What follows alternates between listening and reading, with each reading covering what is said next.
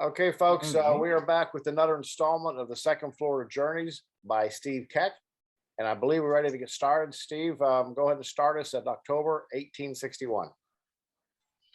Okay, first I'm going to, I guess what I ask is, can everybody hear and see the slides in that?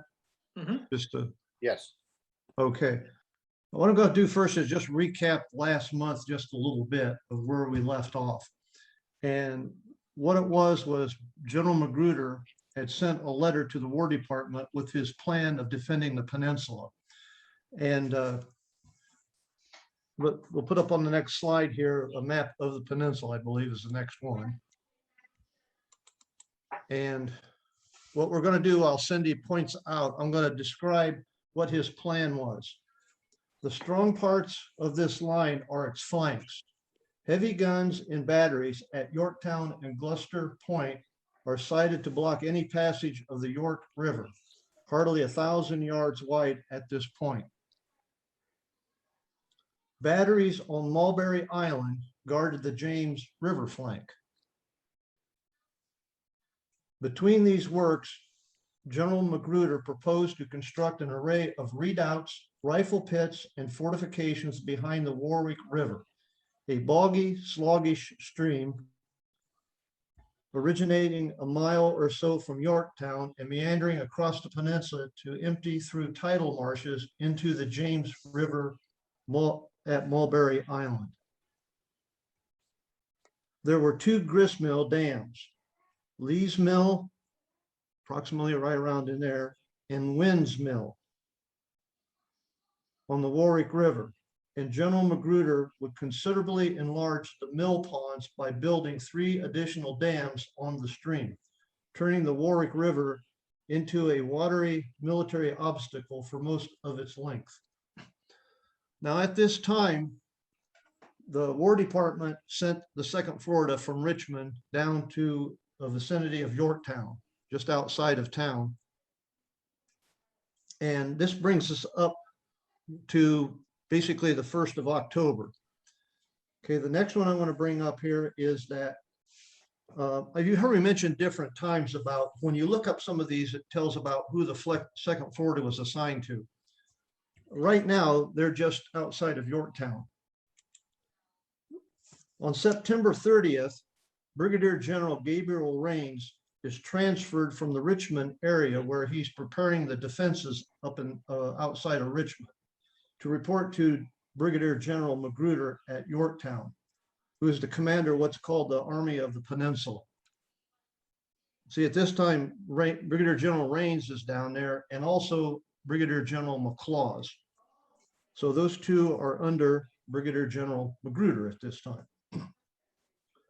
Okay, on October the 3rd, in General Magruder's orders that he put out, all the regiments that he had in his possession at that time, and I'll put up, the next one will be a flow chart that I made up. It is, as I look at it, I could have done a better job, but what it is here is Magruder divided the regiments up into 8 brigades with a colonel in charge of each brigade. Now that the flow chart there does not really signify that in that order because the order is not going to stand for very long. But in essence, there are 2 regiments under each colonel, 2 regiments per brigade. The main thing on this flow chart that I want to point out is in those orders that came out, General Magruder designated the Second Florida to be stationed at Young's Mill in reserve, kept under his direct command. That's October the, will take effect on October the 8th. Now, just a few things to point out up here that we'll get into more later on. If you look at the top up there, you got Magruder at the top, and then the lines go down. The lines point to everything that he commands.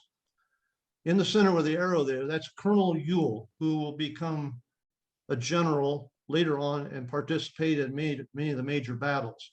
He's assigned with those units to Williamsburg. What he's going to be doing is he is going to be developing the defenses around Williamsburg, which will evolve into Fort Magruder and all the redoubts that are up in that area. I think it includes the one at Inview that a lot of us are familiar with. You'll notice to the right of that is the Yorktown location. That's the colonel that's in charge of the infantry regiments at that location. Next to it is Spratley's Farm, and beside that is Lee's Mill. Now I'm just bringing this out as when you look at this flow chart, only see on this flow chart the infantry regiments. In General Magruder's orders of that day, he also has cavalry assigned to the various locations and artillery. There's a nice proportion of artillery and cavalry assigned to him. Okay. Now, next slide should be another map. This one here gets more into the locations. And what I want to bring out in here is that if you take a look at how, we'll start at the front up here. First of all, just want to point out real quickly, down below, that blue broken line down there, that is the forward edge of the defensive positions of the Federal Army on the peninsula. As you go up the peninsula, that's basically no man's land. Bethel, or what's it called? Little Bethel, is about where the intersection of those counties are right there.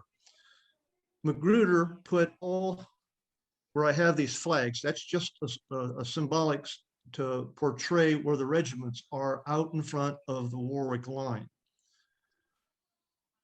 You'll notice that they are in front of the line. Down by the James River, where that little soldier we got there, that depicts where the 2nd Florida is located in reserve at Young's Mill. Now, that is the units that he put out in front there are basically a military doctrine, I guess you could call it, or how a leader would set up is he puts his regiments out there in front. That way, any of the Yankees that come up there and civilians, they will be stopped by the military and either turned back or escorted through the positions so that they don't see what is actually being built on the Warwick line. And they cannot then report it back to the federal troops of what's going on. And this will play a part in what's going to be happening in the spring. Just keep that in mind. So that's the first line of defense that General Magruder has developed. The second line of defense will be the actual Warwick line itself, that he wants to keep basically secret while he's developing it. If you take a look to the back, and you can look at these as what you'd also call military terms as fallback positions. The little flag back here at Williamsburg, that's where Colonel Ewell is, to putting in positions there, that if need be, they can slowly fall back to those positions and delay an invading army. One of the fears that Magruder had was that down there at Jamestown, he believed that the Federals might come up the James River, land at Jamestown, and so he put forces at a place called Spratley's Farm, which is that little flag that's right there that we have. So this is his plan of, it's a layered defense of 3 different lines that he can slowly withdraw back if need be, if he can't hold the forces there. Okay, now that brings us up to around October the 8th. There's a lot of other areas where troops and assets and everything are digging throughout the South, but they don't ever get attacked.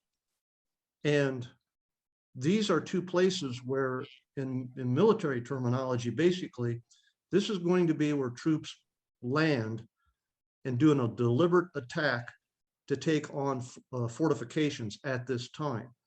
Later on, when we hear about these battles that happen, Manassas, Gettysburg, these are meeting engagements where the armies collide with each other and try and outmaneuver each other. But Magruder is digging in, and he's just wargaming and planning. And so at the same time this is going on, there's probably other things going on in Fredericksburg and Manassas, because that would oh yeah. Oh yeah, but the reason it's interesting that as historians, we're not even covering that, because that's of no importance, because we already know the future is a peninsula. You right? Yeah. Okay, yeah. That's all I wanted to know. So at this point, we really don't know that's going to be the place of attack yet. No, we don't. But what we also know and I know it because of reading the official records, but I'm reading the official records of this time period where I think I brought up also too, that McClellan is talking with Lincoln and Stanton. And his proposal is not to come down to the peninsula per se like this. He wants to come basically, I wouldn't say through Fredericksburg. He wants to board ship, come down the Chesapeake, but he wants to go into, I forget what the name of the place is, but first of all, he wants to go to a place called Urbana and then march south. It's it seems like the Yankees believe that the best way to get to Richmond is what's called, they even refer to it in some of the communiques, it's the overland route that goes directly from Washington or Fredericksburg to Richmond. Yeah. And a lot of the generals that we'll find out later on when we study these battles, they like that. That's the direct route to them. But McClellan disagrees with Lincoln. Lincoln also wants to be a war gamer himself and tell the generals what his plans are. They have to kind of compromise, and that's when McClellan comes up, in the spring with, okay, well, I'll do it your way type of thing. I have a question. Go ahead. Do we know anything on who's supplying the men in the peninsula right now? If they're getting imports from England yet, or is that till later? If it's the state of Virginia or the states they're deployed from, such as the Second Florida, are they being supplied from Florida? Or are they being supplied from where they're at currently, like uniforms and stuff like that? Okay, earlier on in the war, a lot of the states outfitted their own troops. Colonels, or what at that time was lawyers or persons in the community that raised the companies, they fronted the money to buy whatever they could, the uniforms, right, to the rifles and stuff like it. Some states had already formed militias. This goes back to, I believe, when we had the one earlier about how they formed up. But when these units went either to Richmond or went into their camp of instructions they had back in basically the summer of 1861, there's certain guidelines that in the particular case of the Confederacy that they would state that the War Department stated they didn't want these regiments to show up unless they were already armed. Other ones, now when they got there, sometimes they were armed with flintlocks, shotguns, only sabers, no firearms whatsoever. Some companies only had pistols. It's whatever the states or the individuals who organized these could afford to give them. Then one of the rallying points, and we're following the Second Florida's path. So we know the Second Florida went from Jacksonville to Richmond. They trained at Richmond. They completed their outfitting at Richmond. And once they became what they call combat effective, basically, they're trained and they're ready to go, then it's up to the War Department to assign them. The War Department assigns all regiments in the Confederacy to what theater of operation they're going to go to and what command they're going to go to. Hey, Logan, it would be interesting to know when we were there at Richmond, was the Richmond textile industry already operational? I bet it wasn't. I bet when they went, I'm just guessing, I don't know the answer, but Logan, that would be the thing to find out is at what point did the Richmond Depot became effective and start issuing uniforms? That would answer a lot of that for us. Yeah. Hopefully a lot of this series that might answer that. There's a British company and they do all sorts of military series, and I have one of their books and they went into how some of the states uniformed. I need to go back and see and look into it, see if I can find any more info and stuff like that. And I think Echoes of Glory might mention once or twice some of these depots getting opened up. So that might be worth digging into. Sounds good. This is the one, reason I brought up about the generals in this is in the official records on October the 12th, the War Department issued promotion orders. And there were 4 brigadier generals on that order with all the same data rank. 2 of them were General Magruder and General Longstreet. So they have data rank. Another one on there was Van Dorn, and the other one, I wish I could remember his name. Evidently, he never was historically that popular or something that came to light. But I just wanted to throw that in there because also I put them in there because these are people that, yeah, we will hear about later on. Okay, next one, Cindy. Now I'm up to my little criteria here is we're looking at on October the 21st, General McLaws reported that there was skirmishing going on with federal troops south of Young's Mill. And but I just put that in there as a note, but the 2nd Florida was not involved in it. They're in reserve and they weren't needed for this little skirmish. There's a lot of the Federals and the Confederates are all during this time and for months to come, they are colliding with each other in that no man's land. They go out on foraging parties. They go out to try and ambush each other to collect a prisoner to find out what's going on. And so it's just an area that is highly contested over time. Okay, another point that came up here that I brought up at the last at Ocklawaha was that Magruder put in a request to the War Department requesting more ammunition, 50,000 rounds of Manet musket ammo, 50,000 rounds of Sharps carbine ammo, and 30,000 rounds of what he calls infield ammunition. Now there again, he doesn't specify the caliber. I did because the question came up a couple months ago about caliber. All I did to go down that rabbit hole was just to look at that time, and Magruder's trying to, and the War Department's trying to standardize the ammunition. And some of it, what I found out in my little research before I stopped was that they went with the what they call the 58 caliber round for the Enfield rifle muskets, and actually it's called .577, I believe, and 69 caliber for the Manet musket ammo. And you know, the Manet is different than a regular lead ball that they use in the muskets and in the rifle ammunitions later on. And 52 caliber for the Sharps carbines. And I also brought up that one of the reasons why they went to those rounds is because they couldn't make a rifle musket in 69 caliber because when they bored out the rifling on the muskets, the walls were too thin, the barrels would split. So they had to go with the 58 caliber to have the strengthened barrel for the round. Okay. I think we're ready for the next slide. We'll give it a try.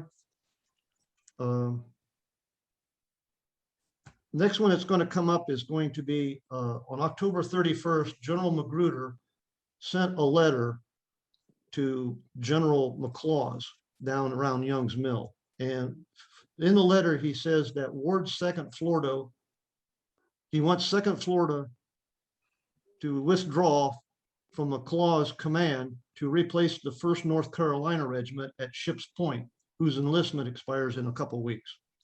Colonel Ward's regiment is ordered to Brigadier General Rains' command to replace the 1st North Carolina Regiment. The reason why I bring that up is in the military way of doing things, and it even applies to today. If I have a unit, whether it's a company or a battalion or whatever, and I am ordered to another command, the orders must specify, or I should say, should specify who I report to and how I fall under that commander. Am I attached? Or which means that McLaws still has to feed me and give me ammunition and take care of me. But in here, it specifies that he's to order to Brigadier General Rains' command. That should mean that when Colonel Ward goes over there, now General Rains is now responsible for him and his unit to supply them and take care of them. It's just clarifying the command. He's, as you can see on this flow chart, he's taken off of reserve under McLaws, and now the 2nd Florida falls under Rains in his unit. And the 2nd Florida is no longer in reserve. The 5th Louisiana Regiment is ordered to Lee's Mill in reserve. Also, backtrack just a little bit on October 8th when that order came out. General Magruder told all the regiments to start setting up their winter quarters. This is back on October the 8th. Well, can you imagine now we're at October 31st and you're in the second Florida looking to clear the ground and maybe set up your winter quarters, and I think it's fantastic. now you got to move. So this is what I talk about when I smile and tell different people to keep an eye on the second floor because they're going to be moving around a bit. Okay. I think we're ready for the next slide. Okay. Now on November the 10th, General Magruder issues Special Order number 105. And in it, he revokes the brigade Okay, command three of our structure that he men set up. Hey, Larry? Yeah. Larry, yeah, you're kind of being garbled. Who did Keith follow in the book, the second Florida? Yeah, it mentions it in the early chapters of his book, talks about its formation up to the point where they depart to head to Virginia, and then it leaves because his book just centralizes on everything in Florida, but it does mention the formation of the unit, how they got uniforms, etc. I'll go on mute here because I know I got some background music here in the campground. Okay. Sorry. All right. That's okay.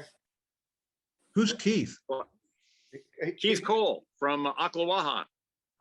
Oh, He wrote a book, Florida's Civil War Years. It's pretty good. I'm reading through it, and I'm up right up point just before you jumped and took everybody to Virginia. I'm at that point in the book where after the unit's been formed.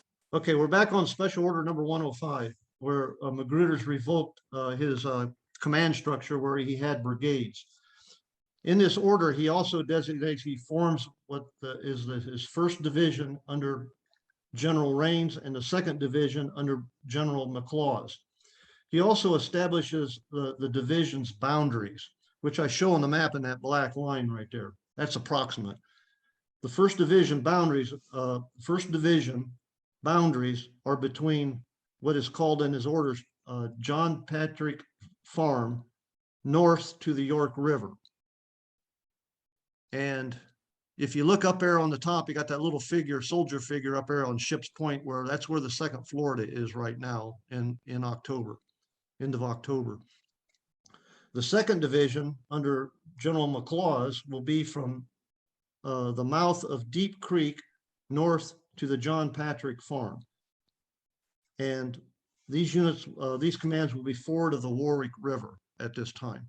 Now, John Patrick Farm, the only way I could locate it was, it's not on a map anywhere or topographical map, just like a lot of the towns. When he placed a lot of these regiments down here and in the different reports and letters going around by the officers, they talk, just so if you're looking on a map or something like this, one of the towns that they refer to is Cockletown. And I was able to stumble across that John Patrick Farm is so far away from Cockletown, which on the map today is Grafton, Virginia, on the peninsula. There's several other towns that are listed on there that you basically have to know what. One of them is the Warwick Courthouse, which is on this map, is about in the place where it says news, as a part of Newport News right there. So it's very hard. Takes a lot of research and reading and kind of like, you know, interpreting as to, okay, when they said that they, in the reports that the cavalry squadron need to be moved back from Cockletown to the vicinity of John Patrick's farm, a quarter of a mile away. It's like, oh yeah, now I know approximately where it's at. This is what you get involved when you're doing a lot of this research in that. Okay, now that brings us to this period in time during this month and the following months until McClellan and the Army of the Potomac rise in the spring. Many false alarms of invasions occur. To give you one example, in around the 1st of November, I believe it was, there was a rumor that Federals had landed below Yorktown with 30,000 troops, 30 ships, 22 gunboats. Magruder telegraphed the War Department wanting more reinforcements. He's also shifting troops and regiments all around the peninsula to meet every one of these little rumors and try and fend them off. None of them really come to fruition, but he has to react to them in some way or form. At this time also, Hampton Roads was a federal staging area for units moving up and down the coast. Reports were daily reaching the Confederates of ships and troops coming and going from Fort Monroe waters. Okay, let's move on to the next one here. This picture here is Major General Wool, who I stated was the commander of the Federal Department of Virginia at the time. His headquarters were at Fort Monroe. Major General Butler is subordinate to him. General Butler is commander of federal troops on the peninsula, at Cape Hatteras, and other locations along the coast at this time. Butler's got operations going on. He's sending troops down to Cape Hatteras, and this is why D.H. Hill left the Yorktown area and was sent back to the Carolinas. That's where he's from, to get this organized to respond to Butler moving on Cape Hatteras and that. So there's some when you read in some of these history books and stuff like this, people write about that D.H. Hill is around the Yorktown or on the peninsula. Well, there's also, you got to find out he's not there at this time. There's around the 1st of October is when he got his orders to go to the Carolinas. He will show back up again in the spring. Okay, now another thing about General Wool that I want to bring up is just a point of interest, that General Wool wrote to General Scott in Washington in the month of October that a civilian that came from Norfolk reports the Confederates had raised the Merrimack, now called the CSS Virginia, and were making her resistant to shot. This is the first time I've seen it come up in the communications where they mention about the Virginia and what's going on. Okay, so that brings us up to approximately the 1st of November, or November the 10th, on the activities that I could present that's going on the peninsula right now. Well, let me bring up just a little bit of a bio on him. He is I'm going to use the term a real major general. He has over 40 years in the Federal Army, and he's in his 60s at this point in time, 160 years ago. He believes basically that any of these people who came into the Federal Army and were made major generals, like McClellan, are upstarts. And I had a picture, I didn't put it on here, but it shows him sitting with General Scott. Any of you that seen General Scott, they served together this whole time. Their careers paralleled each other, but they're a comparison and a contrast with each other when they're sitting side by side. General Scott's what, about 300 some pounds? Yeah. Well, this guy here is underweight. He's a beanpole, and their personalities are completely different too. That sounds good, Steve. That's a very great. So the next one in December, you'll be splitting a little bit of chapel to be talking a little bit about the chaplain at this point of the 2nd Florida, and we can just merge that in with wherever we're going to go next month. I suspect we're going to keep moving 2nd Florida. Okay, I've already started the presentation for next month, and awesome. I've got two right now. I got maybe what I think it was 6 or 8 slides. And I've got about a 15-minute presentation made up so far only that covers sickness on the peninsula and the hospitals. And what was the other one? I forgot what it was. About winter quarters. Winter quarters. That's what it was. And pictures of those. One of the other things I did find out in my research, I am enthralled with the guy that made the thesis that you have on in your library about the rear guard of the Confederacy. And because he goes into what's called the supplements to the official records, it's separate from the War of the Rebellion official records. And of all things, after many hours again searching, I found that the Tampa General Library has a copy of them. I think there's 24 volumes in it. It goes into more detail even than the official records. And it mentions the 2nd Florida in the next couple of months moving around some more. Bad part is you have to go to the library. You can't check them out. Yeah. It's only in library research that they allow. Wow. So I'm going to be making a trip, as Cindy will allow me, to Tampa to spend time in their library. Well, Please go. Well, I hope you know we all appreciate it, Steve. You bet. Oh, we love it. Okay, that's all I got. All right, Very thanks good. so much, Steve. I guess I'll see you in a couple days.